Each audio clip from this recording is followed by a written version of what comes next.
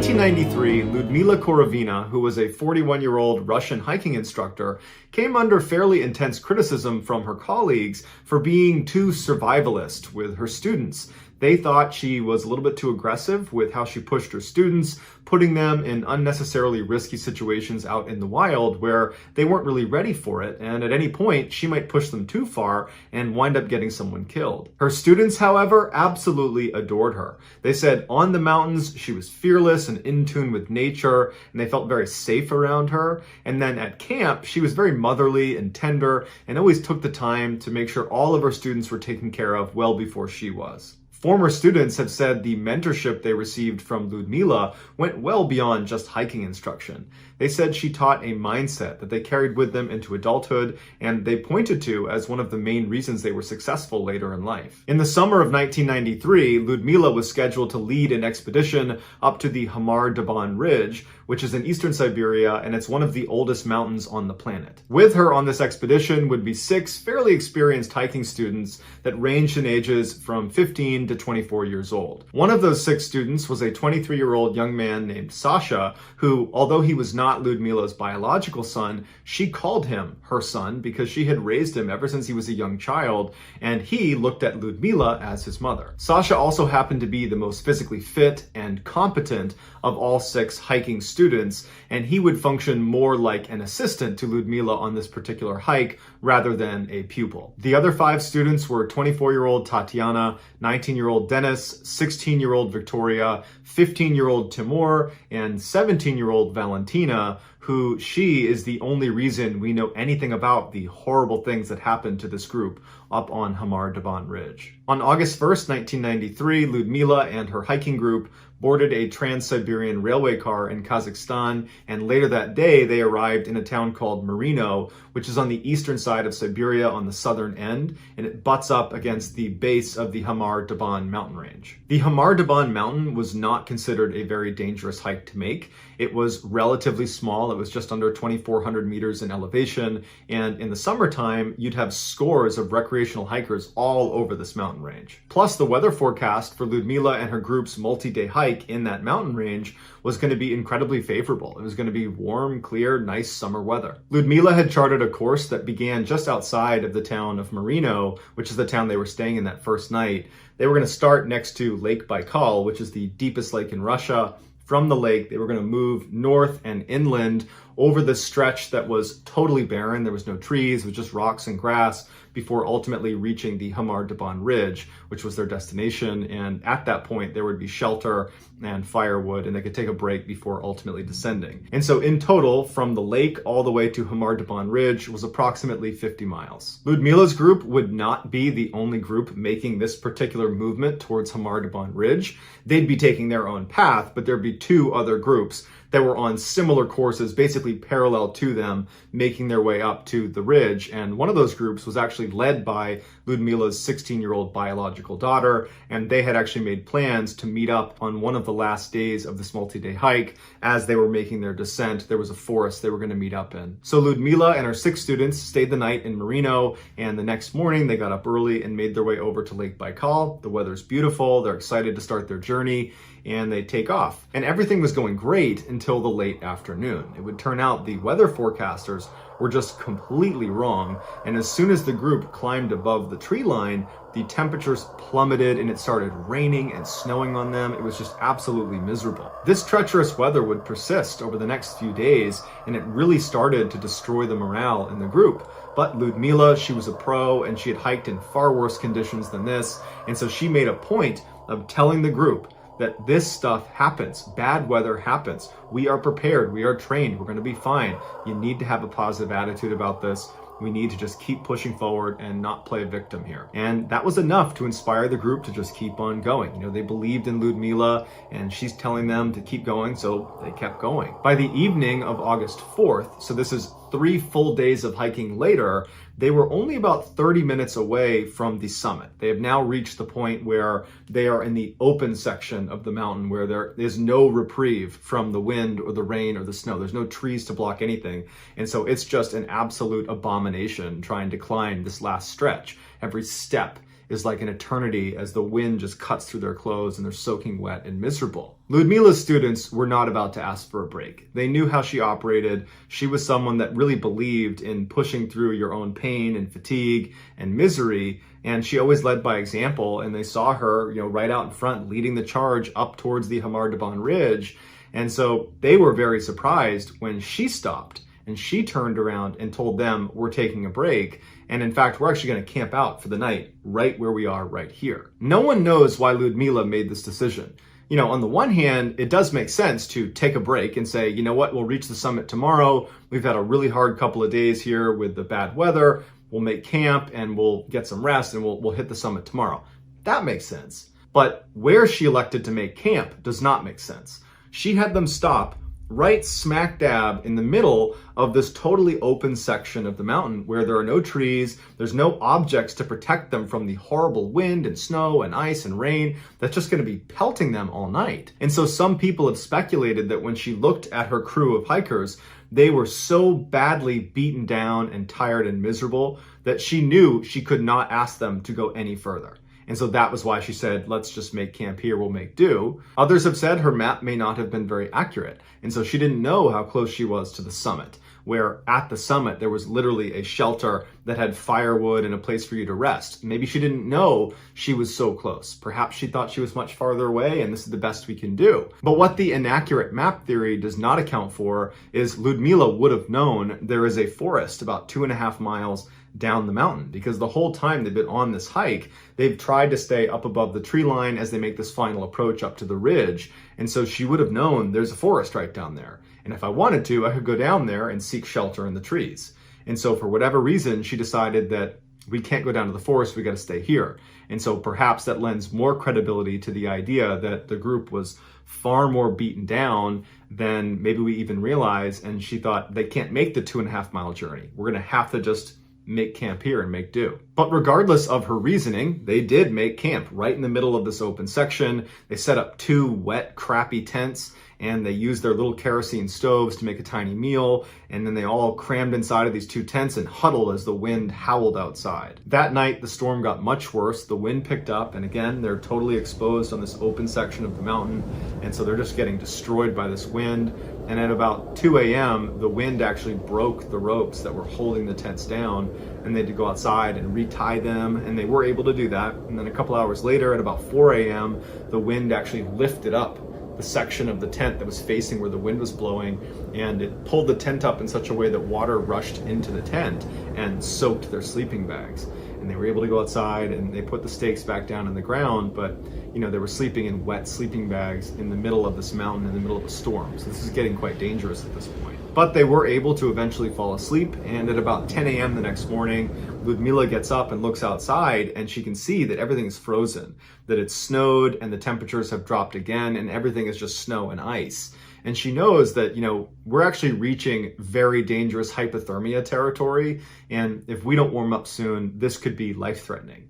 And so she woke everybody up and she said, we need to go down into that forest and we need to start a fire as soon as possible. And so everybody said, all right, they got up, they started packing up their things, rolled up their tents, and they began walking down the mountain in a line. Although this was not intended, when Ludmila had said, we will reach the summit tomorrow, that had delayed their schedule. And it meant they were not going to be able to meet up with her daughter the next day. But now in the morning, when they're deciding basically to abandon the summit and turn around and head down again, they were now back on schedule to meet up with her daughter down in the forest. However, her daughter said she was at the rendezvous point in the forest, and Ludmila and the 6 other hikers never showed. 4 days later, on August 9th, a group of Ukrainian kayakers were making their way down this river in southern Siberia, and they were passing by the Hour of MrBallen mountain range. And so as they're kind of slowly moving their way down, it's this beautiful morning, and they're looking up at the mountains all around them, the leader of this group happens to see something move on his left side. There's a forest right up against the left side of this river,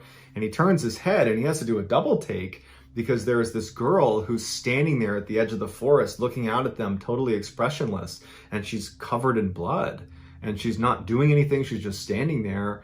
And at first he actually thought, like, we need to leave. His first thought was, we need to just get away from this person, there's something wrong with this person. But very quickly, the group realized, like, we cannot abandon this girl. This is a young girl who should not be out here. I don't know what she's doing out here. And so they turned around and they went on shore and they yelled to her. They said, are you okay?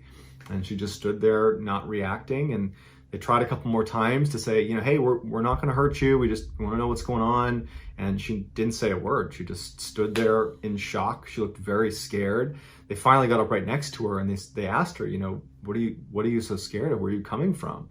And they just could not get her to speak. But they're up close looking at her and, she's got blood all over her. She looks dirty. She looks like she might be sick.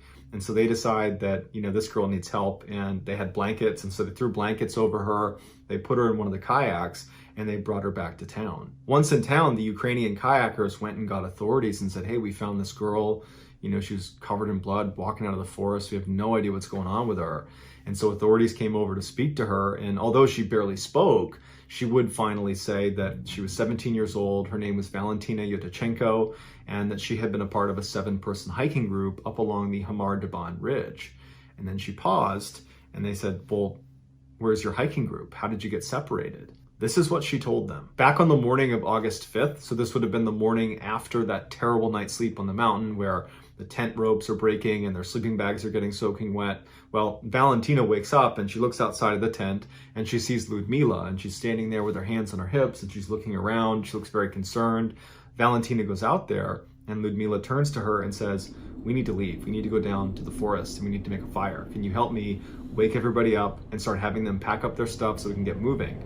So Valentina goes in, she starts waking people up, and everybody very quickly packs up the tent, packs up their things, and they're in a line and they start walking down the mountain. They had only made it about 10 meters into their descent when Sasha, the 23-year-old young man that Ludmila considered her son, he just suddenly falls. And the other hikers, Valentina included, run over and they help get him up again, and he looks kind of shaken. He takes a couple more steps and he falls again. And this time when Valentina goes over to try to help him up with the others, they see his eyes are wide and he looks like he's really terrified, and then blood starts rushing out of his nose and his ears and his mouth, and then he just suddenly dies. And Ludmila runs over and she grabs him and she's panicking and she's trying to feel for a pulse and she's checking for his heart, and then she screams out in pain and anguish and she yells, he's dead. The other hikers can't believe this is happening. They can't even process that someone, any of them, had died, let alone it be Sasha, the most physically fit and healthy one of all of them, including up until a few minutes ago.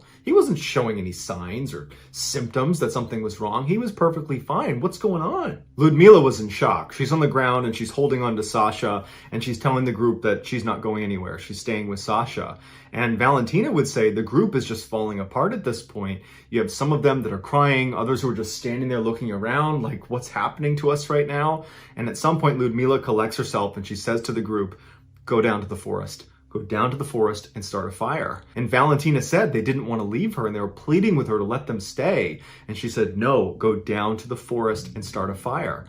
And finally, Valentina said the group would. They'd get together and they'd turn around, and not really knowing what was going to happen next, they just begin walking down this mountain, and they only get a few steps before they hear Ludmila yell out to come back. She's saying, I can't move. And they turn around and Valentina was towards the front of the returning group as they're going back up the mountain, back to Ludmila.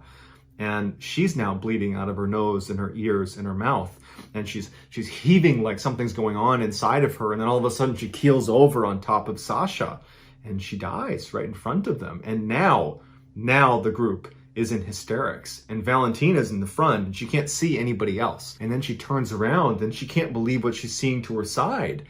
Now everybody else is bleeding from their nose and their ears and their mouth, and some of them are frothing from the mouth. Valentina reached for her mouth and her ears and her nose to look for blood, and there wasn't any. And then she turned and she saw 16-year-old Victoria and 24-year-old Tatiana suddenly fall to the ground, just like Sasha had, except they weren't just laying there. They began rolling around and ripping their clothes off and clutching at their throats, and they're frothing at the mouth. And so Valentina reaches down to try to help Victoria, the 16-year-old, and Victoria bites her on the hand and she pulls her hand back, and then Victoria curls into a ball and then goes still. And then Tatiana begins hitting her head on a rock over and over and over again until she goes still. At this point, Valentina is in pure survival mode, and so she looks at the other two, which was 15-year-old Timur and 19-year-old Dennis. Everybody else is down on the ground at this point. And she sees Dennis is moving behind a rock, and he looks like he's not acting as erratic as everybody else. And so she starts making her way over to Dennis to see if he's going to be okay.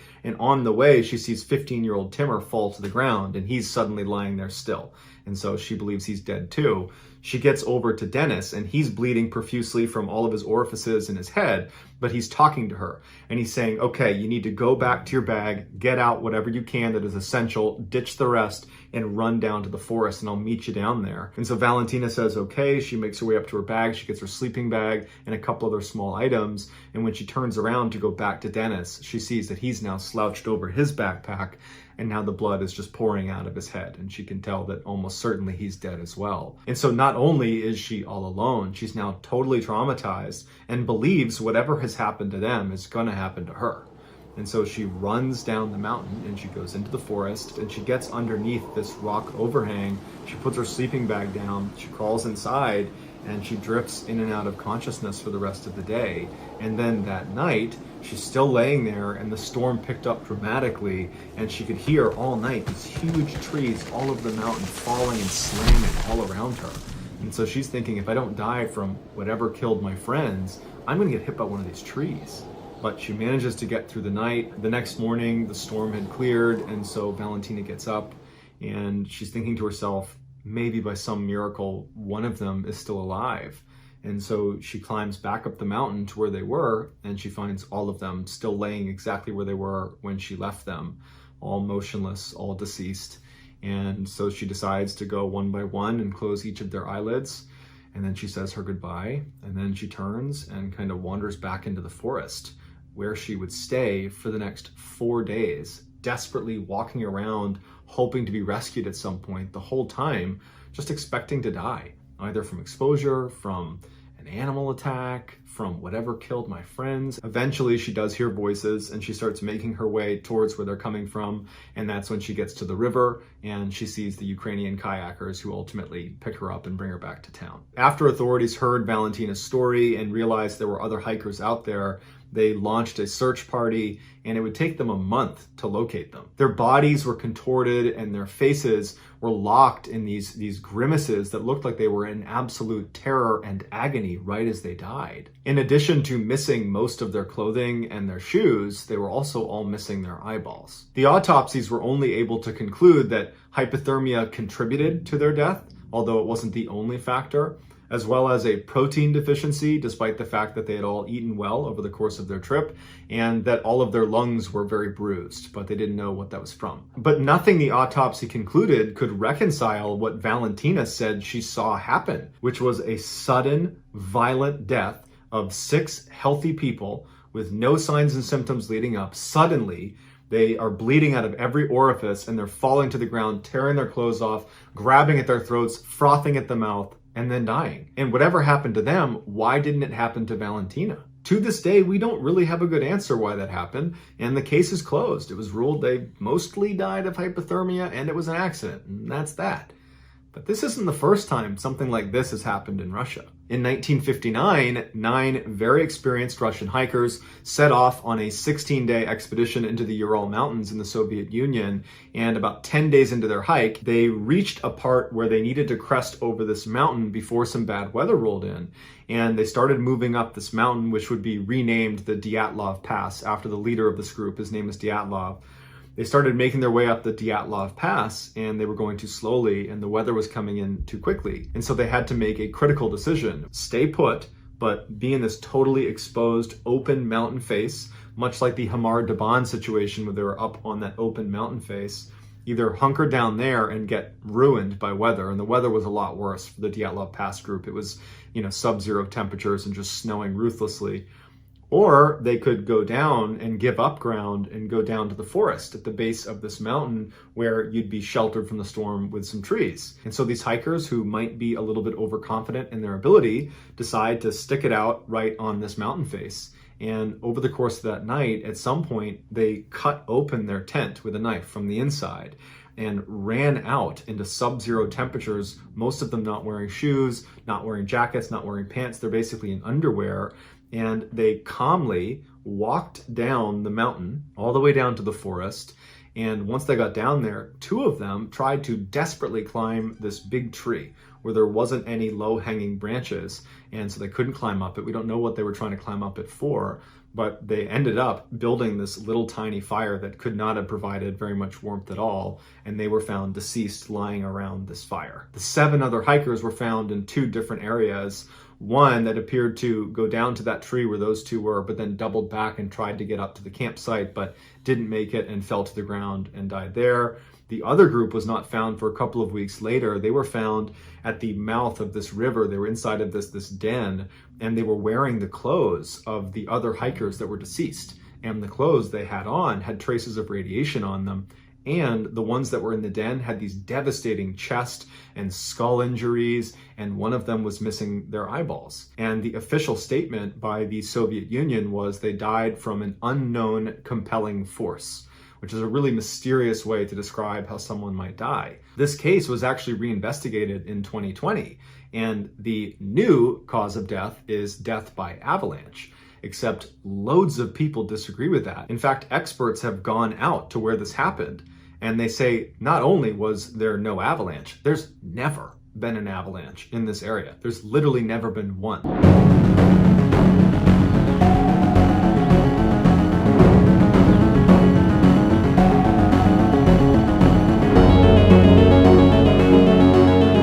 September 15th, 2010, a 55-year-old man named Greg Flanagan checked into the Elegante Hotel in Beaumont, Texas to start his work week. As a young man, Greg had worked as a chief engineer on ocean-going vessels, spending months out at sea. But in his middle age, he had reinvented himself as a landman. It was Greg's job to secure leases of mineral rights and land for drilling. Greg was slender and fit-looking despite the fact that he never exercised and he smoked constantly. He kept a close-cropped white beard and he had the leathered skin of a lifelong outdoorsman. Every Monday morning, Greg would make the 2-hour commute in his pickup truck from Lafayette, Louisiana, all the way to Beaumont, Texas, where his company would always rent him a room. The hotel itself was neither good nor bad, but to Greg, he didn't care. He just needed a bed and a TV. Once Greg walked inside, he had a bathroom immediately to his right, and then a little bit farther in was the main section of the hotel room, which was very basic.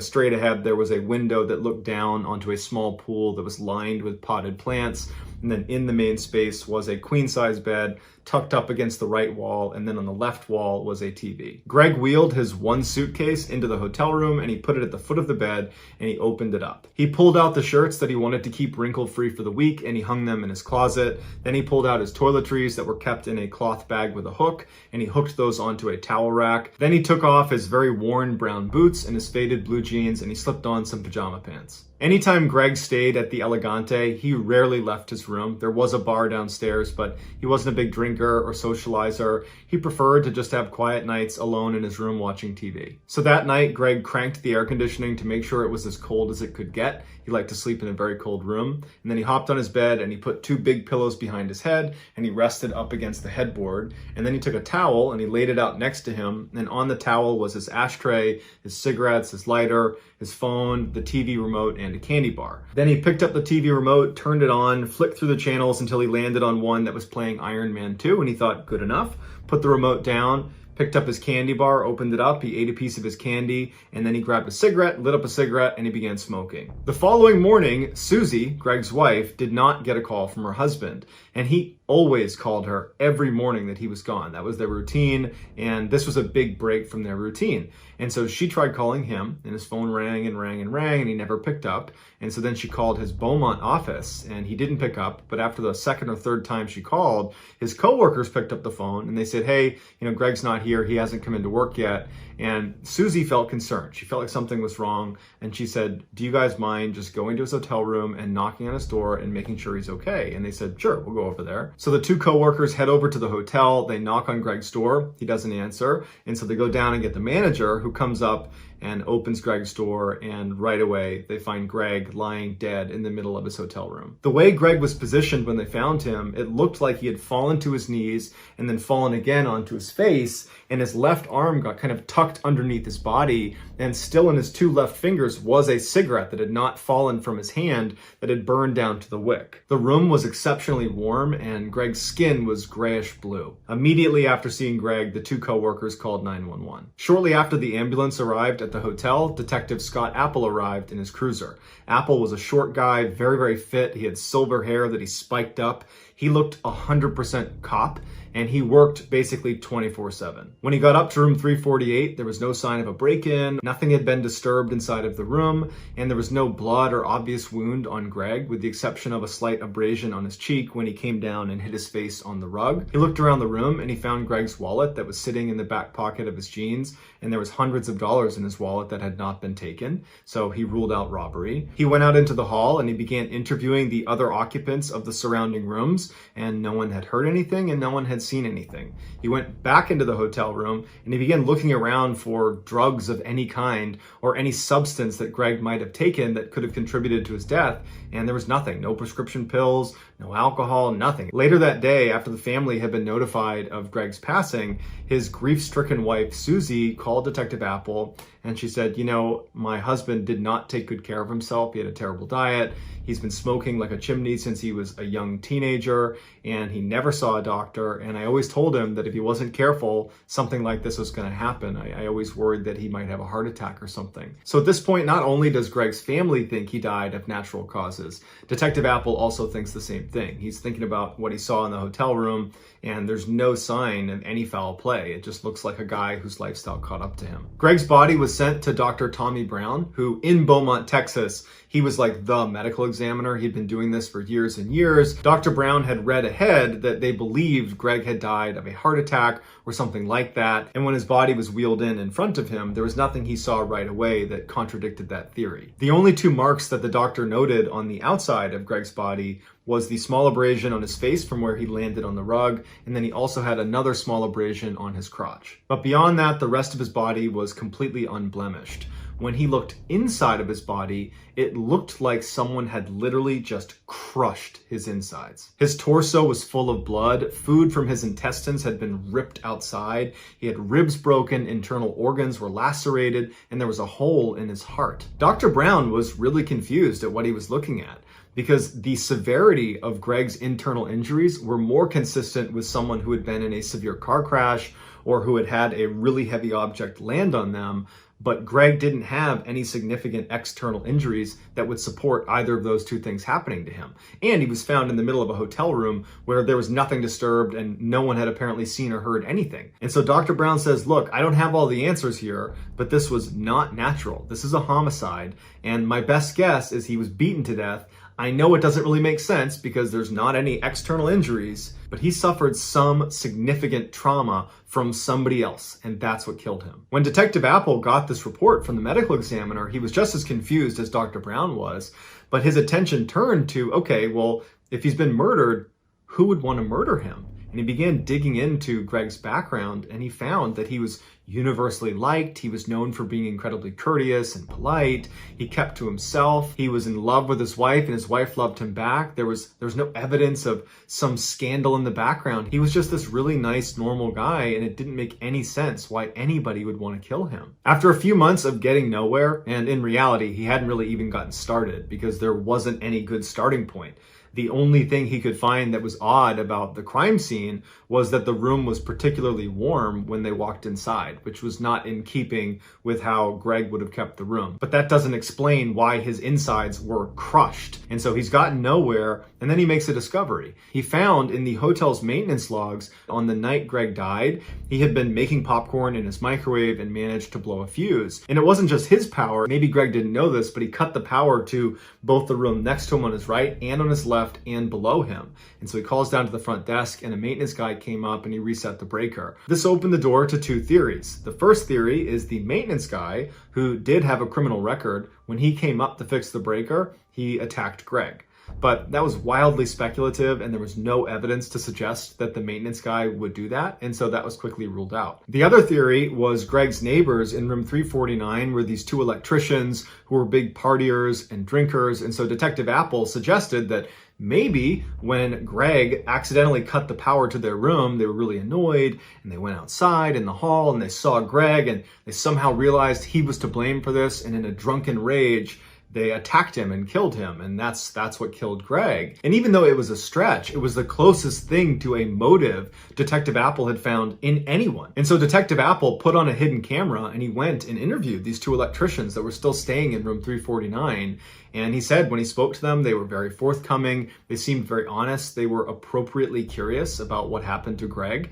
And all they said was, look, we had no interaction with him. We did hear him coughing when we came back from the bar. We were at the bar that night, but honestly, that's the extent of our interaction with him. The electricians offered up their cell phone numbers, their email addresses, and said, anything you need from us, we'd be happy to help. We're really sorry this happened. At this point, Detective Apple is back to square one. No one knows what happened to this guy. The one big lead he had, the maintenance records, proved to be a total dead end. And so unfortunately, this case went cold. 7 months after Greg's death, where there had been absolutely no traction on figuring out what happened to him, Susie, Greg's wife, decided she wanted to hire a private investigator. And her friend suggested she call Ken Brennan, who was a famous private detective who was well known for being able to solve really complex cases. And so on a whim, Susie calls Ken Brennan, not expecting to get through to him, thinking he's probably super busy and has other cases because he's on TV and he's this really famous guy. But he picked up the phone and he was like, hey, how can I help you?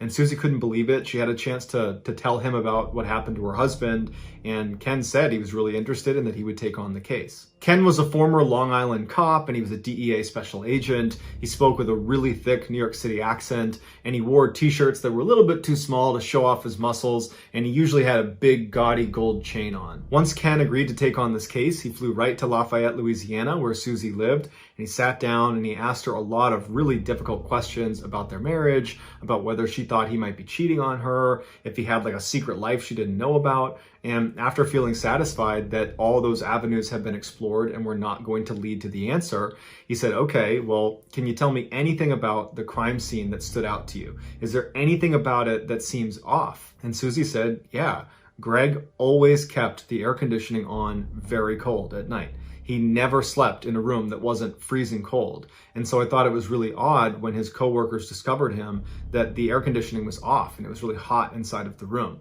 That's incredibly unlike Greg for his air conditioning to be off. Ken made a note of this, and then he left Lafayette and he went to Beaumont, Texas to meet up with Detective Apple. And Detective Apple and he actually got along really well. They agreed to work together on this case because Detective Apple feels like he's reached a dead end anyways. Apple brought Ken to the crime scene. He showed him the hotel room. And then afterwards, he turned over all of the documents he had on the case, from the autopsy report to the photographs to anything he'd collected over the 7 months he'd been working on it. So that night, Ken diligently looks through all of the documentation, all of the photos. And the next day, when he goes into Apple's office, he says to him, I think I figured it out. And Apple's like, oh, really? You figured it out one day after being here? And Ken's like, no, seriously, I think I figured it out. I have to confirm something with his wife, but I think I have a theory. And so Ken calls Susie right in front of Apple. And when Susie picks up, Ken's like, hey, did your husband ever smoke with his left hand or did he smoke with his right hand? And Susie said, oh no, he only smoked with his right hand. And Ken goes, thank you very much. He hangs up and he goes, Apple, I got it. And so Apple's like, okay, what's your theory? And Ken says, okay. So I spoke to Susie and she told me it was very strange that his room was not air conditioned when they discovered his body, because Greg was known for always turning on the air conditioning to as cold as it can get, especially at night when he went to bed. And so when his power went out the night before, his air conditioning would have gone out. And so the maintenance guy comes up, turns the power back on, but it doesn't trigger the air conditioning to turn back on. The room is still cold from having been air conditioned all evening to that point. And so the TV is back on, and so perhaps Greg turns and just starts watching TV. Because the room feels air conditioned, he hasn't realized that he hasn't turned the air conditioning back on again. Now, this is Beaumont in the summer, so it's going to get really hot in his room really quickly. And as soon as it starts to warm up in there, he's going to realize, oh, I didn't turn the AC back on, and he would go over and turn it on again. And so because the air conditioning wasn't on, and we know that the power was restored at 8:30, then he must have died after the power was on, but before it got warm enough in the room for him to recognize he did not turn the AC on, which means he would have died somewhere between 8:30 and 9 p.m. at night. And so Apple's like, wow, that's pretty impressive, except that doesn't really help us figure out how he died or who killed him. And Ken puts his hand up and he says, I know, I'm just building the whole picture here. Okay, so we have him dying between 8:30 and 9, and I don't think he was beaten to death. I think a lot of people want that to be what killed him because it's kind of the only thing that might make sense, but I say it definitely doesn't make sense because of the cigarette.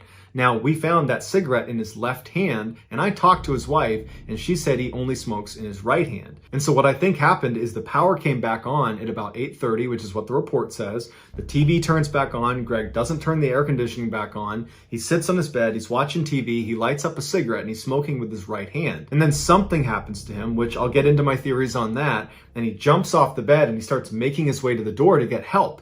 And he transfers the cigarette from his right hand to his left hand so he can use his right hand to turn the doorknob and open the door to safety. But he doesn't make it. He falls to his knees and he falls to the ground, and his cigarette's still in his fingers, and he dies. And Apple's like, you know what? That's pretty good. It makes a lot of sense. But the crucial missing piece here is, well, what was the trauma he suffered that caused him to jump from his bed and run to the door and then ultimately die? Ken's like, I got a theory on that too, but I got to be in the hotel room to see if it's true. So Apple and Ken go back to the hotel room. When they get there, Ken goes inside and he starts walking around, looking at the ceiling, the wall, the ground. And then finally he stops when he's looking back towards the front door leading back into the hall. And he points at the wall and he says, there.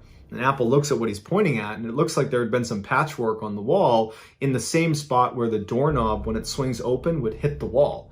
And so Apple's looking at it and he's like, that's just from the doorknob. And so Ken takes the door and he opens it all the way to where the doorknob is pressed against the wall, and it's to the right of this patchwork, meaning this patchwork is not connected to the doorknob. Apple was confused and was about to ask questions, and Ken was like on a roll, and he said, hold on, and he goes outside. He goes next door to room 349. They go inside, and Apple walks in the room, and he's watching Ken do his work, and Ken's rubbing his hands all over the wall, and eventually he stops, and he looks up at Apple, and he takes his finger and he pushes on one spot in the wall as Apple is watching, and his finger goes right in. And what he pushed on was this little chunk of toothpaste that had been wedged in this little tiny hole in the wall, and he pushed it through. Apple brought in a crime scene investigations unit who carefully excavated both sides of this wall, and they shined a laser from 349 into Greg's room, and the trajectory of the laser going through this hole lined up perfectly with where Greg would have been sitting on the bed, smoking cigarettes, eating candy, watching a movie. So Ken and Apple go back to the medical examiner, Dr. Brown,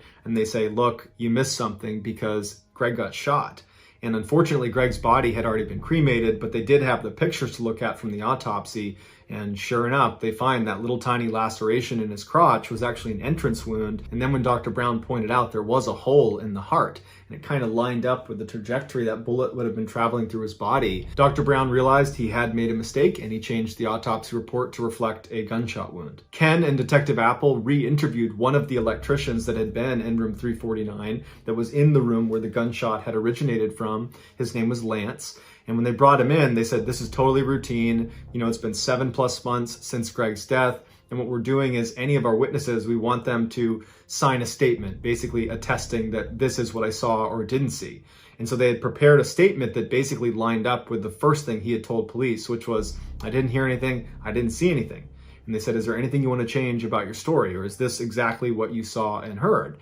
And Lance said, yeah, that's exactly, I don't know anything. I wish I knew more, I'm sorry. And like, all right, well then can you sign this document saying that you don't know anything and you didn't see anything? And he said, yeah. He signs the document, and then Ken's like, all right, gotcha, because we know a gunshot was fired from your room and that's what killed Greg. And so you need to tell me who shot the gun. Otherwise, I'm taking you to jail for submitting a false police report. At this point, Lance crumbles and the truth comes out. And he said that he and the other electrician in the room with him, whose name was Mueller, they were goofing around and drinking that night, and Mueller went out and got his pistol from his car, and he brought it in, and he was goofing around with it, and Lance was saying that he was trying to get him to stop doing that, but he kept goofing around with the gun, and at one point, he aimed the gun at Lance, and Lance kind of batted it away from him. He dropped the gun, it landed, and it went off, and they saw where the bullet hole was. They saw it was into Greg's room, and they both froze and they listened to see if anybody had reacted to this gunshot. And he said they didn't hear anything for a long time, and that made them believe that no one was in the other room, that no one was in Greg's room, and that they were in the clear. And so they left and went to the bar. They didn't even think to check on whoever was in that room. And when they came back, they said they heard Greg coughing in his room, and that further confirmed that he must not have been in there when they fired the shot, and he's totally fine and they are totally in the clear. The next day, Lance said when they saw his body being taken out, at first they did think, oh my goodness, this is us. We did this. But they overheard Detective Apple walking around interviewing people saying out loud that, yeah, we think this is natural causes. Yep, looks like a heart attack. This is probably nothing. I'm sure it's nothing. And they were like, oh, phew, it's not us. And so they actually believed it was just a coincidence that on the same day they're firing a rogue bullet into Greg's room, that Greg had a heart attack and died separately. But Lance would say that somewhere in the back of both of their minds, they knew they probably had something to do with it. And so they covered their tracks, and they put toothpaste in the wall to cover up the hole, and they hid the gun, and they intentionally kept information from the police. And so ultimately Mueller, the owner of the gun, the one who really instigated that night, waving the gun around, and the one who actually dropped the gun, he was charged with manslaughter and was given 10 years in prison.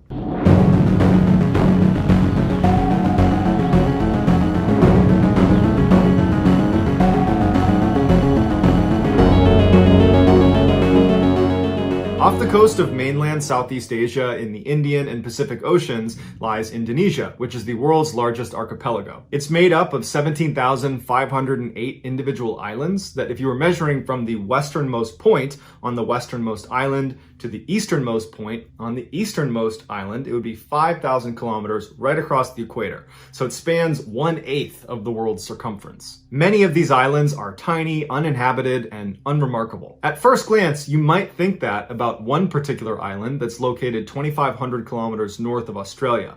And I would tell you the name of this island, but if I did, I would be giving away the island's secret. Living on this island are 2,000 people who are direct descendants of former convicts who were exiled to this island. And they share this island with a particular predator that is endemic to this island, who is a direct descendant of flesh-eating dinosaurs. It can grow up to 10 feet long and weigh up to 350 pounds, and its taste buds are so immaculately developed, it can taste blood in the air up to 9 kilometers away. These creatures are so good at smelling blood and death that anytime there is a burial on this island, they have to put big boulders over the gravesite. Otherwise, these creatures will come running out of the jungle and dig up the freshly deceased and eat them. This creature's bite is savage, and they certainly have the ability to rip a person in two, and in the past they have. But they don't typically bite to kill. They bite to create a massive flesh wound so they can inject venom into the wound site. This allows them to not expend a ton of energy waiting for their prey to die so they can eat it. They basically bite you, poison you, leave, come back within 24 hours, and then they eat you. These creatures are strict carnivores and have a voracious appetite where they will eat up to 80% of their own body weight in a single day.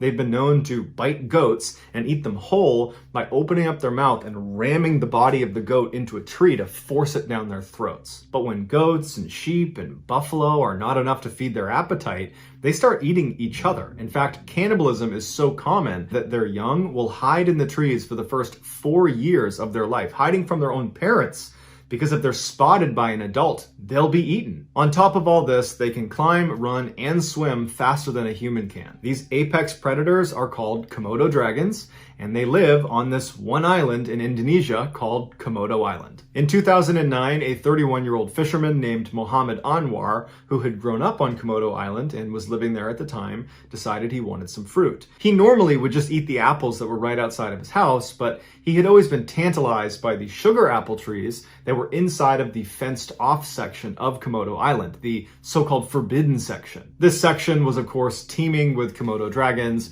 and so as a result, the locals basically fenced it off and said, we don't go over there, they don't come over here. But Mohammed had always wanted those sugar apples. He'd grown up here, and he never got to have one. And so this day, for whatever reason, he decided, today's the day I'm going to get one. And so he goes over to the fence and he's looking out, and there's some fairly tall grass, so he can't see what's on the immediate other side of this fence, but it's pretty open. Then he can see the trees, they're a little bit off in the distance. And so after looking around and feeling like the coast was clear, he hopped the fence and he ran out to the sugar apple tree. Muhammad's neighbor, Teresa Tawa, was outside and happened to look over at Muhammad right as he hopped the fence into the forbidden section. And so she ran over to the fence and yelled to him to come back, but he didn't hear her. And so she's standing at the fence looking out, scanning herself to see if there's any Komodo dragons out there, and she didn't see any. And so she turns her attention to Muhammad and she's watching him, hoping that he just gets the apples and comes back without incident. And as she's watching, she sees he's reaching out and extending his arm just far enough. He wants to get one more apple, and he loses his footing and he falls to the ground. From her perspective, she couldn't see Muhammad on the ground because the tall grass obscured him. So she didn't know if he's laying there unconscious or if he's just rolling around and he's in pain and he's about to stand up. And so she's just looking anxiously, hoping he stands up soon. And then she hears the sound of two Komodo dragons running through the tall grass. She can see the grass moving as these two massive creatures are running and grunting at full speed towards Muhammad.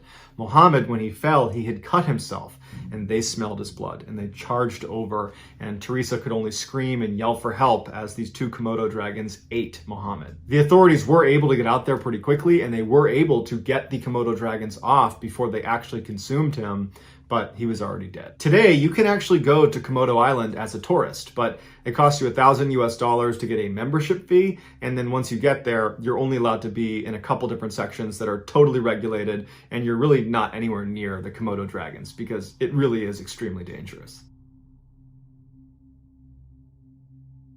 On the evening of June 20th, 1965, four high school friends set off for a remote desert location about 90 miles northwest of Las Vegas, Nevada, that was within the very famous Death Valley. They arrived at their destination, which, if you didn't know any better, would just look like the middle of nowhere in the desert. But to them, they knew exactly where they were. And so they parked their car, they got out, and they began unloading very heavy underwater diving equipment and began walking it up a nearby hill. The group was made up of 19-year-old Paul Giancontieri, his brother-in-law, 20-year-old David Rose, 19-year-old Bill Alter, and his younger brother Jack, who was 16 years old. As these four boys walked their diving equipment up this hill, they were hit with sign after sign after sign that was telling them, do not go any farther, turn around. They made it to the top of the hill and they were met with a huge fence, which once again said, do not go any farther. Without any hesitation, they went right under the fence and began walking down the other side, which was a very steep 30-foot rocky slope that led down to this very narrow strip of water that was the entrance to a very famous underwater cave called the Devil's Hole. Their plan was to dive all the way down to the bottom of the cave, which was at 325 feet. So they get down to the bottom of the hill and they begin putting on their scuba gear, and Jack, the youngest, he's like, you know what, guys, I'm having second thoughts. No, I don't want to do this anymore. And they're like, all right, hey, suit yourself.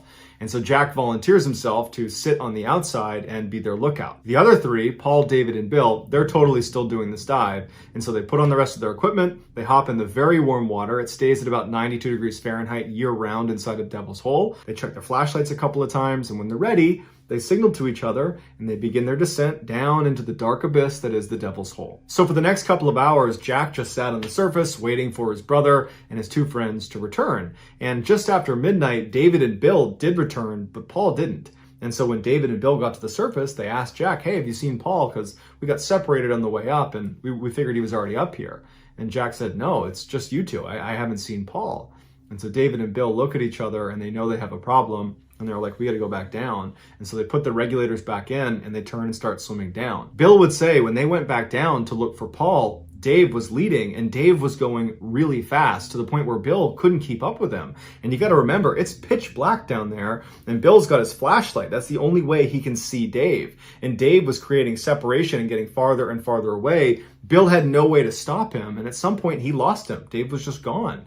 And so Bill, not wanting to turn this into an even bigger problem, stopped where he was and went back to the surface. And he and his brother Jack just sit there anxiously waiting for Dave and Paul to return, but they don't. And so at some point, Jack went and got authorities. When the police got the report about the two missing divers inside of Devil's Hole, I'm sure on some level they were like, That's why the signs are there. You're not allowed to dive in there, but they put that aside, and instead they contacted a guy named Jim Hoots, who was a professional diver who regularly dove inside of Devil's Hole, so he's very familiar with it, and they got him on scene within a couple hours to go looking for these guys. And originally, the hope was Paul and David had found their way into a section of Devil's Hole called Brown's Room, which was this big air pocket that perhaps in an emergency situation they had found their way in there, and now they're trapped. So Jim and his dive partner get to the edge of Devil's Hole, they put on their gear, they hop in the water, and they begin their descent. And it's totally dark, they got their lights, and they go down about 90 feet to where the tunnel basically funnels down to a point.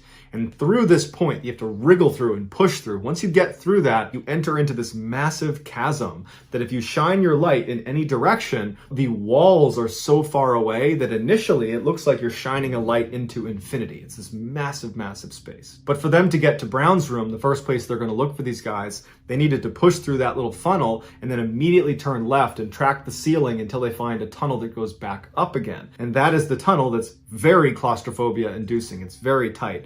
That if you take it 90 feet back up, you get to Brown's room, and that's that big air pocket. And so Jim and his dive partner, they make their way up this tunnel, they get to the air pocket, and there's no divers. And so they go back down through the tunnel, back into that huge chasm, and instead of going back to the surface, they knew that if they didn't find them in the air pocket, they were going to go down a little ways and see if they could find them on this one area called the lower ledge.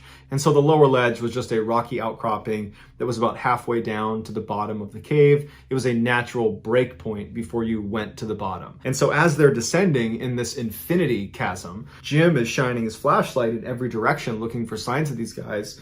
And at some point, his light picks up a reflection on the lower ledge. And so they get down to the lower ledge, and that reflection was from a dive mask, the glass of the dive mask. It was sitting right on the lower ledge, and then next to it was a single dive fin. So Jim and his dive partner, they pick these items up, they go back up to the surface, and they confirm with Jack and Bill Alter that yes, that mask and that fin belonged to Dave and Paul. And then afterwards they say to the search party, look, we were in Brown's room and they weren't in there. And so there's nowhere else they could be alive. And by now they've run out of air. And so that mixed with the fact that we're finding their equipment strewn about the chasm, it's safe to say they're more than likely deceased. Jim and his dive partner said, look, we'd like to go back in and go all the way to the bottom. We stopped at the lower ledge, so we don't know what's down there. We anticipate we'll be able to find their bodies and we can at least confirm they're down there and then shift to a body retrieval mission. So Jim and his dive partner get back in the water. They go down the 90 feet to that little section you have to wriggle through to get into the chasm. Once they're inside, they keep going down. They pass the lower ledge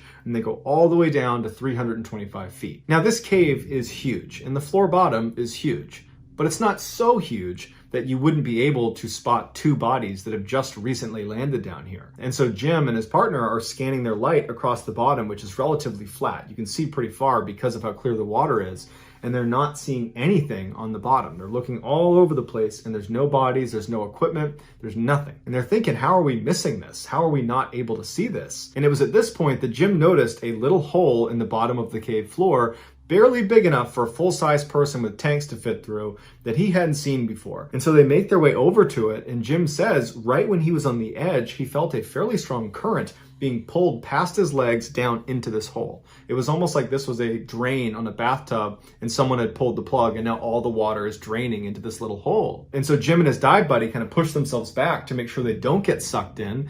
And Jim pulls out a weighted piece of string that goes out to 932 feet. And he would use this if there was ever a tunnel that he wanted to go down and he wanted to size up how deep it was. He would extend the line and he would let it fall until it hit something, and then he would stop it, and on the line were marks of how deep it was.